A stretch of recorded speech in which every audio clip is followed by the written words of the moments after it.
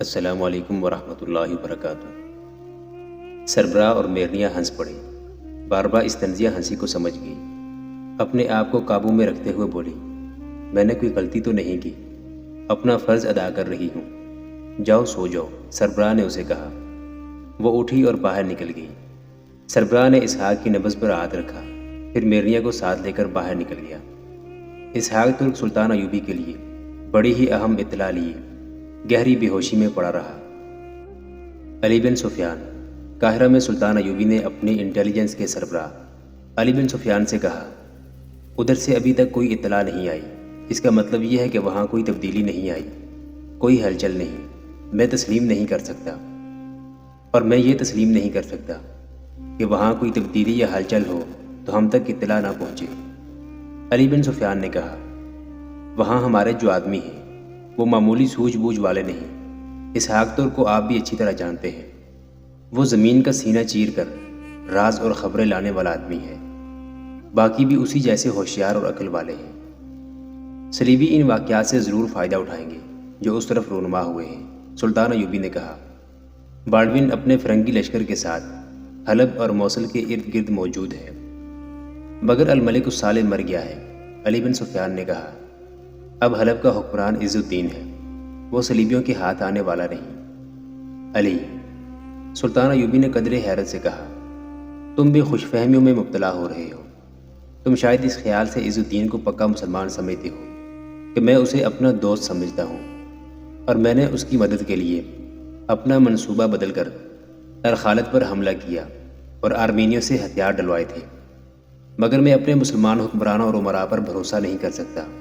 عز الدین ہمارا اتحادی ہو سکتا ہے، اس کے امراء وزراء میں صلیبیوں کے بہی خواہ موجود ہیں۔ علی، تم نے دیکھا نہیں کہ مومن قسم کے حکمران بھی اپنے وزیروں اور مشیروں کے خوش آمدانہ مشوروں کے جال میں آ کر مومن رہتے ہوئے بھی وطن اور قوم کو غلط فیصلوں سے تباہی کی کھائیوں میں پھینک دیتے ہیں۔ میں مشیروں کے خلاف نہیں، یہ قرآن پاک کا حکم ہے جو رسول اکرم صلی اللہ علیہ وآلہ وسلم کو خدا نے دیا تھا کہ فیصلے سے پہلے مشورہ کر لیا کرو، مگر حکمران میں اتنی عقل ہونی چاہیے کہ مشورہ دینے والوں کی نیت اور کردار کو سمجھے۔ خوشامد حکمرانی کے نشے کو اور تیز کرتی ہے۔ ایک وقت آتا ہے کہ حکمران خوشامد کی سریلی لوریوں سے میٹھی نیند سو جاتا ہے۔ سوئے ہوئے ذہن والا حکمران کتنا ہی غازی اور زاہد کیوں نہ ہو، قوم اور وطن کو لے ڈوبتا ہے۔ یہی خطرہ مجھے عز الدین کی طرف سے نظر آ رہا ہے۔ میں اس توقع پر بات کر رہا ہوں کہ نور الدین زنگی مرحوم کی بیوہ نے عز الدین کے ساتھ شادی کر لی ہے۔ علی بن سفیان نے کہا، آپ تک یہ اطلاع پہنچ چکی ہے کہ محترمہ رضی خاتون نے یہ شادی صرف اس لیے قبول کی کہ حلب اور موصل کی عمارتیں، ان کی فوجیں ہماری اتحادی رہیں۔ اس خاتون کو شادی کی اور کیا ضرورت ہو سکتی تھی؟ اس کے باوجود مجھے شک ہے، سلطان ایوبی نے کہا، اور میرے شک کی وجہ یہ ہے کہ عز الدین صلیبیوں کے خطرے کی براہ راست زد میں ہے۔ وہ اپنے تحفظ کے لیے بھی صلیبیوں کا در پردہ اتحادی بن سکتا ہے۔ مجھے وہاں کی اطلاع جلدی ملنی چاہیے۔ تم میری آنکھیں اور کان ہو علی، میں نے اندھیرے میں کبھی پیش قدمی نہیں کی۔ کچھ دن اور انتظار کر لیے جائے، علی بن سفیان نے کہا۔ میں زیادہ دیر انتظار نہیں کروں گا، سلطان ایوبی نے کہا۔ تم جانتے ہو میں نے فوج کو تیاری کا حکم دے رکھا ہے، یہ تمہارے سامنے کی بات ہے کہ میں دن رات فوج کو جنگ کی مشقیں کرا رہا ہوں۔ پر راز کی یہ بات بھی سن لو کہ میں حلب اور موصل کی طرف نہیں جاؤں گا۔ میرا ہدف اب بیروت ہوگا، میں اب دفاعی جنگ نہیں لڑوں گا۔ حلب وغیرہ کے علاقوں میں اپنی فوج لے جانے کا مطلب یہ ہوگا کہ میں ان علاقوں کے دفاع کے لیے جا رہا ہوں۔ اب میرا انداز جارحانہ ہوگا۔ بیروت فرنگیوں کا دل ہے، ٹانگوں اور بازوؤں پر وار کرنے کی بجائے کیوں نہ ہم دشمن کے دل پر ایک ہی وار کر کے ختم کر دیں۔ اب میں قوم اور فوج کو جارحیت کی تربیت دے رہا ہوں۔ اپنے علاقوں میں لڑتے رہنے سے ہم بیت المقدس تک کبھی نہیں پہنچ سکتے۔ معلوم کرو علی، معلوم کرو، وہاں سے ابھی تک کوئی اطلاع کیوں نہیں آئی؟ مجھے دو راز درکار ہیں، ایک یہ کہ بیروت میں فرنگی فوج کی سرگرمیاں کیا ہیں، اور حلب میں عز الدین کی نیت کیا ہے۔ کیا ہم ایک اور خانہ جنگی کی طرف تو نہیں بڑھ رہے؟ بیروت میں اسحاق ترک ہے، علی بن سفیان نے کہا۔ وہ خود نہ آیا تو کسی اور کو بھیج دے گا، علی بن سفیان نے کہا۔ میں یہاں سے کسی کو روانہ کر دیتا ہوں۔ میں زیادہ دن انتظار نہیں کر سکتا علی، سلطان ایوبی نے کہا۔ یہاں سے کسی کو روانہ کرو گے، وہ جائے گا، وہاں کے حالات معلوم کرے گا اور واپس آئے گا۔ اس میں کم از کم 3 مہینے لگ جائیں گے۔ میں چند دنوں تک فوج کو کوچ کا حکم دے دوں گا۔ تو پھر آپ اندھیرے میں پیش قدمی کریں گے؟ علی نے پوچھا۔ چھاپا ماروں کو ہراول سے بہت آگے پھیلا کر رکھوں گا، ایوبی نے کہا۔ میں اللہ کے حکم سے، اللہ کی سرزمین کی آبرو کی خاطر جا رہا ہوں۔ میں اپنی سلامتی کے لیے سفر میں آرام سے نہیں بیٹھ سکتا۔ یہ اپریل 1182 عیسوی کے دن تھے جب سلطان صلاح الدین ایوبی اور علی بن سفیان اپنے ان جاسوسوں میں سے کسی کا انتظار بےتابی سے کر رہے تھے جو انہوں نے صلیبیوں کے مقبوضہ مسلمان علاقوں اور حلب وغیرہ میں بھیج رکھے تھے۔ آپ پیچھے پڑ آئے ہیں کہ اس سے 2 ماہ قبل نور الدین زنگی مرحوم کا بیٹا الملک الصالح، جو والی حلب بن کر سلطان ایوبی کے خلاف ہو گیا تھا، مر گیا تھا۔ سلطان ایوبی کے ساتھ جنگ نہ کرنے اور اس کا اتحادی رہنے کے معاہدے کے باوجود وہ در پردہ صلیبیوں کا ہواری رہا تھا۔ اس کی موت صلیبیوں اور سلطان ایوبی کے لیے بہت اہم واقعہ تھا۔ الملک الصالح نے مرنے سے پہلے عز الدین مسعود کو اپنا جانشین مقرر کر دیا تھا۔ یہ واقعہ بھی اہم تھا، اور سب سے زیادہ اہم یہ واقعہ ہوا تھا کہ عز الدین کی خواہش کے مطابق نور الدین زنگی مرحوم کی بیوہ الملک الصالح کی ماں رضی خاتون نے اس کے ساتھ شادی کر لی تھی۔ رضی خاتون شادی کی خاطر شادی نہیں کرنا چاہتی تھی۔ سلطان ایوبی کے بھائی العادل نے اس تک عز الدین کا پیغام لے کر اسے کہا تھا کہ یہ شادی دمشق اور حلب کی ہوگی۔ اس سے آئندہ خانہ جنگی کا خطرہ کم ہو جائے گا اور صلیبیوں کے خلاف محاذ مضبوط کیا جا سکے گا۔ رضی خاتون یہ کہہ کر رضامند ہو گئی تھی کہ میری ذاتی خواہشیں مر چکی ہیں، میں عظمت اسلام کی خاطر ہر قربانی دینے کے لیے تیار ہوں۔ اس نے قربانی دے دی اور عز الدین کے ساتھ شادی کر لی۔ حلب اور موصل کی عمارتوں پر بڑی مدت سے صلیبیوں کے اثرات کام کر رہے تھے، جس کے نتیجے میں یہ عمارتیں سلطان ایوبی کے خلاف متحد ہو گئیں اور 3 سال مسلمانوں میں خانہ جنگی ہوتی رہی تھی۔ آپ اس کی تفصیلات پڑھ چکے ہیں۔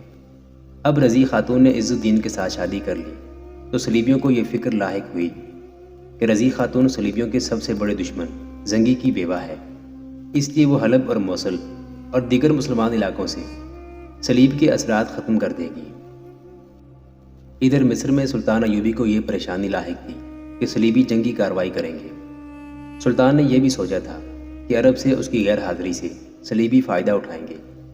سلطان ایوبی نے حالات کا اور آنے والے حالات کا بھی جائزہ لیا اور یہ فیصلہ کیا کہ بیشتر اس کے کہ صلیبی پیش قدمی کر کے حلب اور موصل کا محاصرہ کر لیں، وہ مصر سے برق رفتار پیش قدمی کرے اور بیروت کو محاصرے میں لے لے۔ یہ بڑا ہی نازک اور خطرناک فیصلہ تھا۔ بیروت کو محاصرے میں لینے کے لیے اسے فوج دشمن کے علاقے میں سے گزار کر لے جانی تھی۔ راستے میں ہی تصادم کا خطرہ تھا۔ بہرحال سلطان ایوبی نے تمام خطروں کا جائزہ لے لیا تھا اور ہر قسم کی صورتحال کا مقابلہ کرنے کے لیے تیار تھا۔ اس نے جاسوسوں کی اطلاعات کے بغیر کم ہی کبھی پیش قدمی کی تھی، لیکن اب حالات کا تقاضا کچھ اور تھا۔ اسے سب سے زیادہ ضرورت اس اطلاع کی تھی کہ عز الدین کی نیت کیا ہے اور کیا رضی خاتون کا وہاں کوئی اثر پڑ رہا ہے یا نہیں۔ علی بن سفیان کے بھیجے ہوئے جاسوس اناڑی نہیں تھے۔ راز حاصل کرتے اور قاہرہ تک پہنچانے کے لیے وہ جان کی بازی لگا دیا کرتے تھے۔ انہیں یہ سبق ہمیشہ یاد رہتا تھا کہ آدھی جنگ جاسوس جنگ شروع ہونے سے پہلے ہی جیت لیا کرتے ہیں، اور یہ بھی کہ صرف ایک جاسوس کی کوتاہی یا غلط اطلاع اپنی پوری فوج کو مروا سکتی ہے، اور یہ بھی کہ صرف ایک جاسوس دشمن کی فوج سے ہتھیار ڈلوا سکتا ہے۔ علی بن سفیان کو اسحاق ترک پر پورا بھروسہ تھا۔ یہ بھروسہ بجا تھا۔ اسحاق ترک بڑے ہی اہم راز لے کر قاہرہ کے لیے روانہ ہوا تھا۔ وہ سلطان ایوبی کو خبردار کرنے آ رہا تھا کہ بالڈون کا فرنگی لشکر بیروت کے ارد گرد دور دور تک پھیل گیا ہے اور عز الدین صلیبیوں کی طرف جھک رہا ہے، اس لیے سلطان کہیں بیروت کی طرف فوج نہ لے جائیں، اور اگر ادھر کوئی پیش قدمی کا ارادہ ہو تو اسحاق ترک سلطان کو فرنگیوں کی فوج کے پھیلاؤ اور پوزیشنوں کا نقشہ بتانے آ رہا تھا، مگر وہ راستے میں ہی صلیبی جاسوسوں کے گروہ کے جال میں آ گیا تھا۔ آخر وہ کیا اطلاع ہے جو تم سلطان صلاح الدین ایوبی تک لے جا رہے ہو؟ صلیبی جاسوسوں کے اس گروہ کے سربراہ نے اسحاق ترک سے پوچھا اور کہا، ہم بھی مسلمان ہیں، سلطان کے وفادار اور شیدائی ہیں۔ تمہارے لیے گھوڑا تیار کھڑا ہے، کھانے پینے کا سامان گھوڑے کے ساتھ باندھ دیا گیا ہے۔ اللہ ہمارے سلطان کو ایسے وفاداروں اور شیدائیوں سے محفوظ رکھے۔ اسحاق نے کہا، میں نے اس لڑکی کو کہا تھا کہ آدھی رات کے کچھ دیر بعد مجھے جگا دینا۔ میں فوراً روانہ ہونا چاہتا تھا مگر تم نے مجھے جگایا نہیں۔ آدھا دن گزر گیا ہے، وقت الگ ضائع ہوا، اور اب میں روانہ ہوا تو گھوڑا اتنا سفر طے نہیں کر سکے گا جتنا رات کو کر سکتا۔ تم بہت تھکے ہوئے تھے، میرنیا نے پیار سے کہا۔ تم ایسی گہری نیند سوئے ہوئے تھے کہ تمہیں جگانا ظلم سمجھا۔ گھوڑا اتنا اچھا ہے کہ جو وقت ضائع ہوا ہے گھوڑا اسے پورا کر دے گا۔ اسحاق تر کو ابھی یہ احساس نہیں ہوا تھا کہ جسے وہ تھکن کے بعد کی گہری نیند سمجھتا رہا ہے وہ کسی دوائی کے اثر کی بے ہوشی ہے۔ اتنا زیادہ وقت سونے کے بعد بھی اس کا جسم ٹوٹ رہا تھا۔ یہ دوائی کا اثر تھا جسے وہ تھکن کا اثر سمجھ رہا تھا۔ وہ سفر کے قابل نہیں تھا لیکن فوراً روانہ ہونے کے لیے بے قرار تھا۔ اس کی آنکھ اس وقت کھلی تھی جب سورج سر پر آیا ہوا تھا۔ جاسوسوں کا سربراہ اور میرنیا اس کے ہوش میں آنے سے پہلے ہی اس کے پاس بیٹھ گئے تھے۔ اس کی آنکھ کھلی تو اس کے ساتھ باتیں کرنے لگے۔ انہوں نے ایسی باتیں کی جن سے اسحاق تر کو ان پر ذرا سا بھی شبہ نہ ہوا۔ وہ انہیں مسلمان سمجھتا رہا لیکن وہ ان کے اس سوال کا جواب دینے سے گریز کر رہا تھا کہ وہ سلطان ایوبی کے لیے کیا اطلاع لے کے جا رہا ہے۔ سربراہ باہر نکل گیا۔ یہ اشارہ تھا کہ میرنیا اسے اپنے جادو سے رام کرے۔ اس دلکش لڑکی نے اسے جذبات کو مشتعل کر دینے والے انداز سے کہا کہ وہ اسے دل و جان سے چاہنے لگی ہے، اور بھی بہت کچھ کہا۔ قاہرہ چل کر عشق و محبت کے لیے وقت نکال سکوں گا، اسحاق نے کہا۔ اگر تم مجھے دل و جان سے چاہتی ہو تو مجھے فرض ادا کرنے میں مدد دو۔ وہ اٹھ کھڑا ہوا اور خیمے سے نکل گیا، کہنے لگا، مجھے فوراً گھوڑا دو، کچھ کھا پی لو۔ میرنیا نے اسے بازو سے پکڑ کر خیمے میں واپس لے جاتے ہوئے کہا، میں تمہیں بھوکا پیاسا تو نہیں جانے دوں گی۔ وہ اسحاق سے بغل گیر ہو گئی مگر اسحاق کو فرض نے پتھر بنا دیا تھا۔ میرنیا نے اسے بٹھا دیا اور خیمے کے دروازے میں جا کر بلند آواز سے کہا، کھانا فوراً لاؤ، وقت نہیں ہے۔ کھانا باربرا لے کر آئی اور اسحاق کے آگے رکھ کر پیچھے ہٹ گئی۔ میرنیا اسحاق کے پاس بیٹھی تھی اور باربرا ادھر جا کھڑی ہوئی جدھر میرنیا کی پیٹھ تھی۔ اسحاق نے کھانا کھاتے ہوئے باربرا کی طرف دیکھا۔ باربرا نے ہاتھ میں چھوٹی سی سلیب چھپا رکھی تھی۔ اس نے یہ سلیب اسحاق کو دکھائی، اپنے سینے پر ہاتھ رکھا، میرنیا کی طرف اشارہ کیا، پھر باہر کو اشارہ کر کے انگلی ہلائی اور انگلی اپنے ہونٹوں پر رکھی۔ وہ خیمے سے نکل گئی۔ یہ اشارے اتنے واضح تھے کہ اسحاق صاف سمجھ گیا کہ یہ سب صلیبی ہیں اور انہیں کچھ نہیں بتانا۔ وہ چونک اٹھا لیکن استاد تھا، اپنے رد عمل کا اظہار نہ کیا۔ شک پختہ ہو گیا۔ اسے اس سوال کا جواب مل گیا کہ یہ لوگ اس پر اصرار کیوں کر رہے ہیں کہ وہ سلطان ایوبی کے لیے کیا اطلاع لے کر جا رہا ہے۔ تب اسے یہ خیال بھی آیا کہ اسے نیند پر اتنا قابو تھا کہ ایسی بے ہوشی کی نیند کبھی نہیں سویا تھا۔ اسے جاگتے ہی ناک میں عجیب سی بو بھی محسوس ہوئی تھی۔ وہ جان گیا کہ اسے سوتے میں ہی بے ہوش کر دیا گیا تھا، مگر اسے اس سوال کا کوئی جواب نہ سوجا کہ دوسری لڑکی اسے یہ اشارے کیوں کر گئی ہے۔ کیا وہ کوئی مسلمان لڑکی ہے جو ان کے جال میں پھنسی ہوئی ہے؟ میرنیا اسے اپنی بڑی ہی پیاری باتوں اور مسحور کر دینے والی مسکراہٹوں اور اداؤں سے اپنے جال میں پھانسنے کی کوشش کر رہی تھی، اور اسحاق کا دماغ بڑی تیزی سے سوچ رہا تھا کہ وہ کیا کرے اور ان لوگوں سے کس طرح رہائی حاصل کرے۔ اس نے میرنیا سے پوچھا کہ اس قافلے میں کتنے آدمی ہیں۔ میرنیا نے بتا دیا۔ کچھ اور باتیں پوچھی اور کہا، چلو مجھے گھوڑا دو۔ وہ باہر نکل گیا۔ وہ دیکھنا چاہتا تھا کہ باہر کتنے آدمی ہیں اور اس کے نکل بھاگنے کے امکانات کیا ہیں۔ باہر اس نے کوئی گھوڑا نہ دیکھا جو اسے بتایا گیا تھا کہ اس کے لیے تیار کھڑا ہے۔ میرنیا اس کے پاس آن کھڑی ہوئی۔ گھوڑا کہاں ہے؟ اسحاق نے پوچھا۔ میں جا کر دیکھتی ہوں۔ وہ چلی گئی۔ تم ٹھیک کہتے تھے، میرنیا نے اپنے سربراہ کو جا کر بتایا، یہ شخص پتھر ہے، وہ گھوڑے کے سوا کوئی بات نہیں کرتا، ہم جو پوچھتے ہیں اس کا نام نہیں لینے دیتا۔ اسے کوئی شک تو نہیں ہوا؟ ابھی نہیں، میرنیا نے جواب دیا، لیکن وہ بتائے گا کچھ بھی نہیں۔ اس کا مطلب ہے کہ تم ناکام ہو گئی ہو۔ انہیں معلوم نہیں تھا کہ باربرا نے ان سے انتقام لیا ہے اور اس نے یہ ثابت کر دیا ہے کہ میرنیا کوئی جادوگرنی نہیں جو ناممکن کام بھی کر دکھائے گی۔ وہ تو یہ بھی سوچ رہی تھی کہ سلطان ایوبی کے اس جاسوس کو وہاں سے بھاگ جانے میں مدد دے، لیکن یہ ممکن نظر نہیں آتا تھا۔ اسحاق پھر خیمے سے نکل گیا۔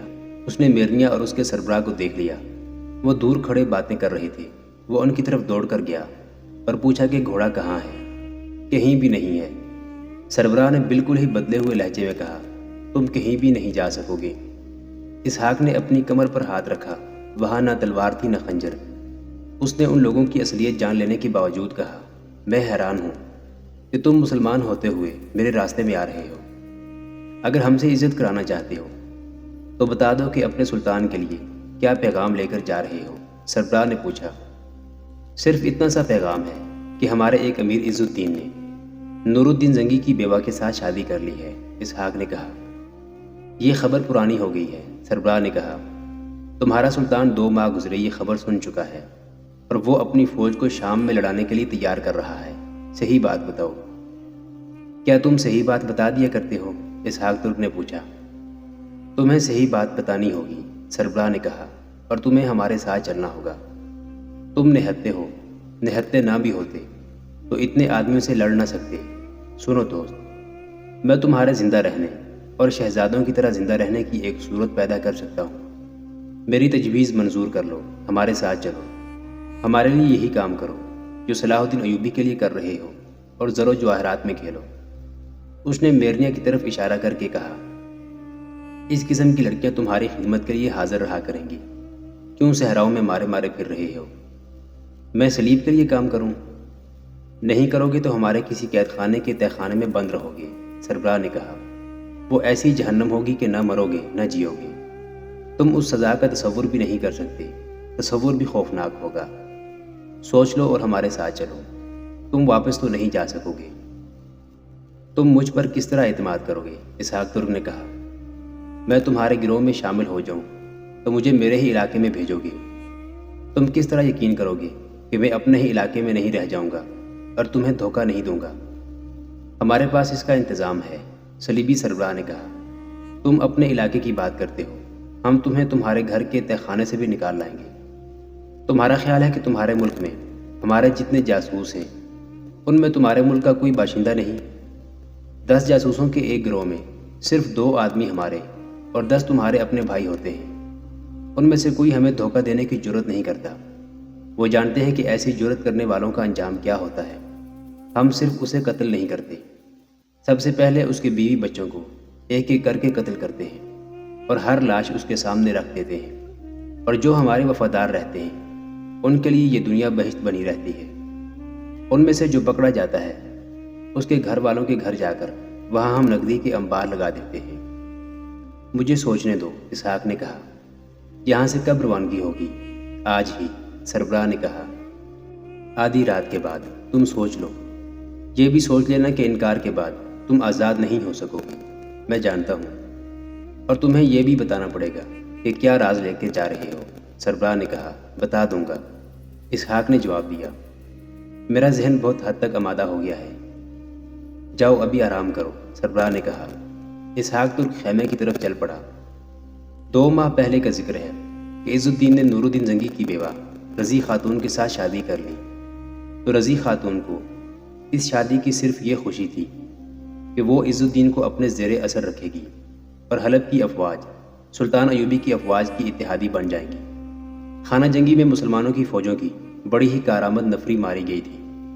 اتنی زیادہ جنگی قوت ضائع ہوئی جو صلیبیوں کو سرزمین عرب سے نکال سکتی تھی اور فلسطین کو آزاد کرایا جا سکتا تھا۔ رضی خاتون کو توقع تھی کہ عز الدین اسے اپنا مشیر بنا لے گا، مگر شادی کے پہلے روز جب رضی خاتون نے اس کے ساتھ اس قسم کی باتیں کی تو اس نے دیکھا کہ عز الدین کوئی دلچسپی نہیں لے رہا۔ اس کی انداز میں اکتاہٹ تھی۔ وہ اس کمرے میں سویا بھی نہیں، محل کے کسی اور کمرے میں چلا گیا۔ رضی خاتون نے اس کا یہ رویہ اس لیے برداشت کر لیا کہ اس نے امارت کو ابھی ابھی ہاتھ میں لیا ہے، اس لیے مصروف بھی ہوگا اور اس کا ذہن امارت کی جمیلوں میں الجھا ہوگا۔ وہ خود امارت کے مسئلوں میں، خصوصاً فوج کے معاملات میں دلچسپی لینا اور کام کرنا چاہتی تھی۔ نور الدین زنگی کی زندگی میں اس نے بہت کام کیے تھے۔ اس نے دمشق کی جوان لڑکیوں کو جنگی تربیت دے رکھی تھی۔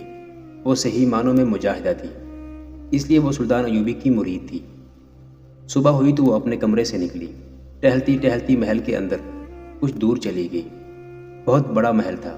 اسے دور ایک باغیچہ نظر آیا، اس میں 5-6 جوان لڑکیاں ہنس کھیل رہی تھیں۔ وہ ابھی ان سے دور ہی تھی۔ ایک ادھیڑ عمر عورت جس کا چہرہ کرخت سا تھا وہ دوڑی آئی اور رضی خاتون سے کہنے لگی، آپ اپنے کمرے میں چلی جائیں۔ کیوں؟ محترم امیر کا یہی حکم ہے، عورت نے بتایا۔ آئیے میں آپ کو وہ جگہ بتا دوں جہاں آپ گھوم پھر سکتی ہیں۔ انہوں نے سختی سے حکم دیا ہے کہ آپ کو ادھر نہ آنے دیا جائے۔ اگر میں حکم نہ مانوں تو کیا ہوگا؟ رضی خاتون نے پوچھا۔ مجھے گستاخی کا موقع نہ دیں، عورت نے التجا کے لہجے میں کہا۔ مجھے آقا کا حکم ماننا ہے اور منوانا بھی ہے۔ ایک اور ادھیڑ عمر عورت آ گئی، وہ رضی خاتون کے پاس رک گئی۔ اس نے رضی خاتون کو ساتھ لیا اور اس کے کمرے میں لے آئی، کہنے لگی، میں آپ کی خادمہ ہوں اور مجھے ہر وقت آپ کے پاس رہنے کا حکم ملا ہے، اور یہ حکم مجھے بھی ملا ہے کہ آپ کو ایک خاص حد سے زیادہ باہر نہ جانے دیا جائے۔ رضی خاتون سٹپٹا اٹھی۔ اس کی خادمہ نے کہا، آپ گھبرائیں نہیں، میں جانتی ہوں آپ کیا کیا خواب دیکھ کر یہاں آئی ہیں۔ آپ کا ہر خواب خواب ہی رہے گا۔ مجھے اپنا ہمدرد اور ہمراز سمجھے۔ اس محل پر صلیبیوں کے گھنونے سائے پڑے ہوئے ہیں۔ آپ کا بیٹا ان کے ہاتھ میں کھلونا بنا رہا۔ اب نیا امیر بھی جو آپ کا خاوند ہے، صلیبیوں کا حاشیہ بردار بنے گا۔ یہاں کے بہت سے وزیر اور مشیر صلیبیوں کے زیر اثر ہیں۔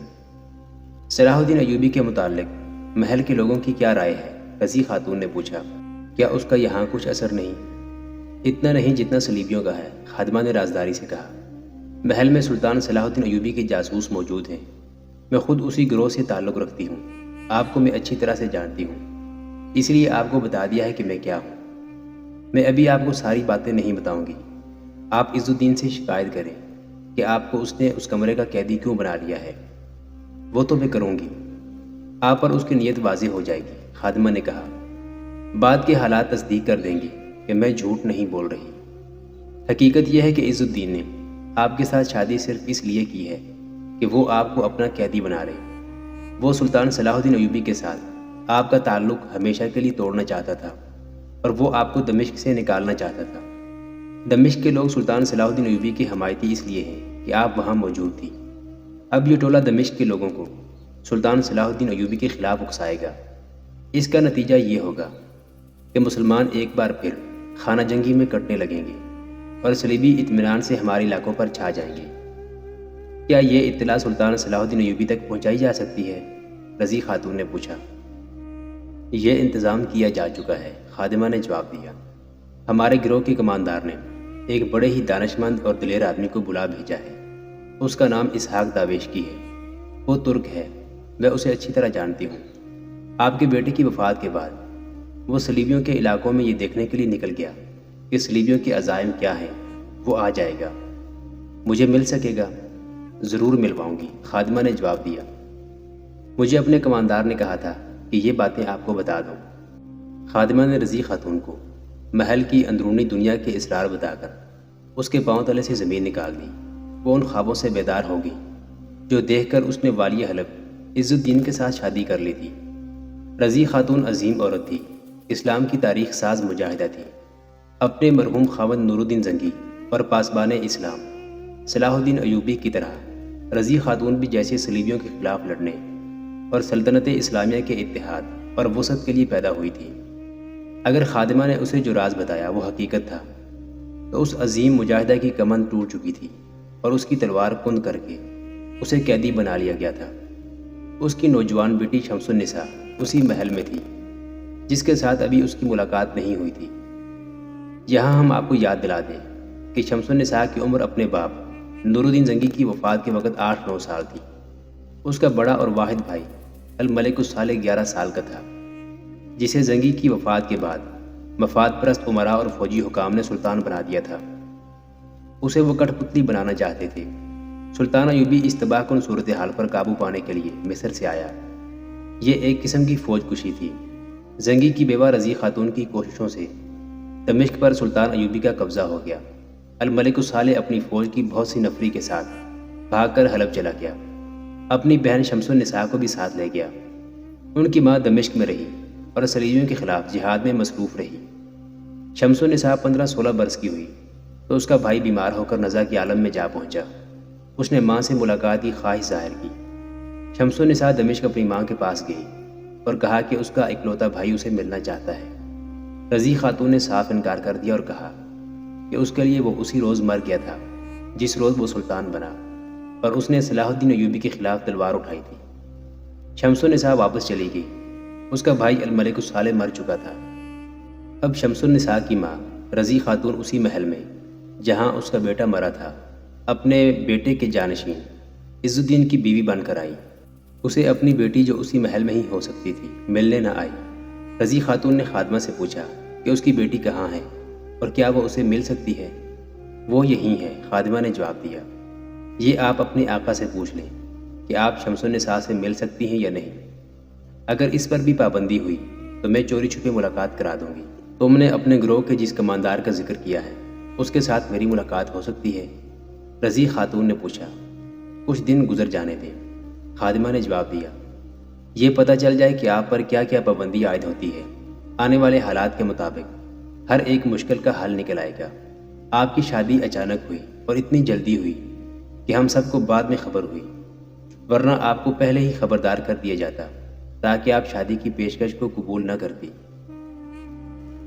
मोहतरम नाज़रीन, सुल्तान सलाहुद्दीन अय्यूबी की तारीख़ पर मुश्तमिल सीरीज़ देखने के लिए चैनल को सब्सक्राइब ज़रूर कर लें। गुज़श्ता अक़सात देखने के लिए चैनल पर प्ले लिस्ट का विज़िट करें। वीडियो को लाइक और शेयर ज़रूर कीजिए। आज की किस्त के बारे में कमेंट बॉक्स में अपनी राय से आगाह ज़रूर करें। अल्लाह आपका हामी व नासिर हो।